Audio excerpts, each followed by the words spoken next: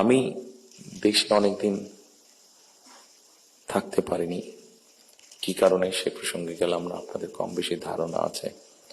তবে সারাক্ষণই দেশের সাথে আমার যোগাযোগ ছিল। দেশের মানুষের সাথে কি হয়েছে, এখানে মাহমুদুর রহমান সাহেব বলেছেন একটি উদাহরণ দিয়ে, ওনার প্রতি পূর্ণ সম্মান রেখে আমি বলতে চাইছি, ওনার সাথে ওনার রক্তমাখা ছবি এখনো আমার চোখের সামনে ভাসে। কাজেই ওনার সাথে কি হয়েছে আমি যেমন জানি, রুহুল আমিন গাজী সাহেবের সাথে কি হয়েছে, যেভাবে উনি মৃত্যুবরণ করেছেন জেলের মধ্যে, সেটি আমি জানি। এবং সবচেয়ে বড় বিষয় হচ্ছে আমার 60 লক্ষ নেতাকর্মী এবং তার থেকে আরেকটি হৃদয় বিদারক আমার জন্য হচ্ছে, সেটি হচ্ছে আমার মায়ের সাথে কি হয়েছে। কাজে এই ঘটনা যদি আমরা সকলে এসবগুলোকে এক করি, তাহলে যারা দেশে ছিলেন আপনারা, তারা অবশ্যই আমার থেকে একটু বেটার ভালো জানবেন। তবে আমি একদম যে জানি না বোধহয় বিষয়টি তা নয়, আমার একটি ধারণা আছে।